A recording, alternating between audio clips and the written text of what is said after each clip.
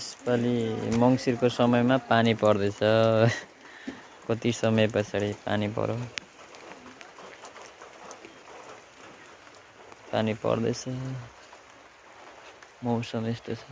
First time मङ्सिर 2080 साल मङ्सिरको दिनमा पानी पर्यो।